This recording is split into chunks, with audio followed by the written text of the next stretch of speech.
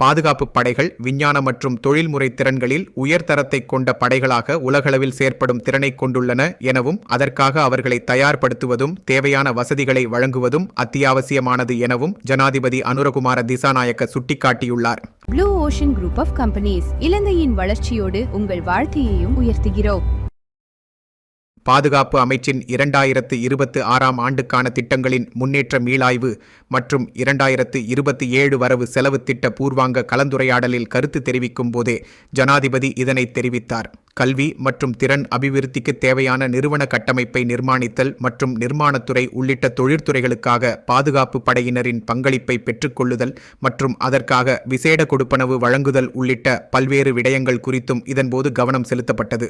பாதுகாப்பு படைகளுக்குள் உள்ள பொறியியல் சேவைகள், நிர்மாணம் மற்றும் தொழில்நுட்ப பணிகளுக்கு மேலதிகமாக விசேட ஆலோசனை சேவைகளாக அவற்றை விரிவுபடுத்துவது குறித்தும் கவனம் செலுத்தப்பட்டது. அரச நிர்மாணப் பணிகளில் ஏற்படும் தாமதங்கள் மற்றும் அதிக செலவுகளை குறைப்பதற்கு முப்படையினரின் பொறியியல் படைகளின் திறமைகளை அதிகபட்சமாக பயன்படுத்துவது குறித்தும் கலந்துரையாடப்பட்டது. சுகாதார சேவைகள் சார்ந்த பணிகளில் ஈடுபட்டுள்ள இராணுவ அதிகாரிகள் எதிர்கொள்ளும் சவால்கள் மற்றும் பிரச்சினைகள் குறித்தும் கவனம் செலுத்தப்பட்டது. அனர்த்த முகாமைத்துவ பிரிவுக்காக ஒதுக்கப்பட்ட 10 பில்லியன் ரூபாய் மீண்டு வரும் செலவினங்கள் மற்றும் 103 பில்லியன் ரூபாய் மூலதன செலவினங்களின் கீழ் அனர்த்த முகாமைத்துவ திணைக்களம், அனர்த்த முகாமைத்துவ மத்திய நிலையம், அனர்த்த சேவை மையம், தேசிய கட்டிட ஆராய்ச்சி நிறுவனம், வளிமண்டலவியல் திணைக்களம் மற்றும் மண்சரிவு அபாயத்தை குறைக்கும் திட்டங்கள், நவீன டொப்ளர் ரேடார் கட்டமைப்புகள் போன்ற திட்டங்களின் முன்னேற்றம் குறித்தும் ஆராயப்பட்டது.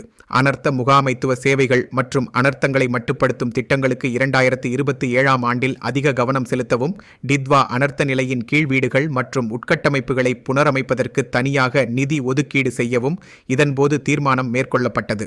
பாதுகாப்பு பிரதி அமைச்சர் மேஜர் ஜெனரல் அருண ஜெயசேகர, ஜனாதிபதியின் செயலாளர் கலாநிதி நந்திக சனத் குமாநாயக்க, ஜனாதிபதியின் குழாம் பிரதானி பிரபாத் சந்திரகீர்த்தி, ஜனாதிபதியின் சிரேஷ்ட மேலதிக செயலாளர் கபில ஜனக்க பண்டார, பாதுகாப்பு அமைச்சின் செயலாளர் AR vice marshal Sampath Thuyyakontha, முப்படை தளபதிகள் உள்ளிட்ட பாதுகாப்பு அமைச்சின் கீழ் உள்ள நிறுவனங்களின் தலைவர்கள், நிதி அமைச்சின் அதிகாரிகள் உட்பட பலரும் இந்த சந்திப்பில் பங்கேற்றனர்.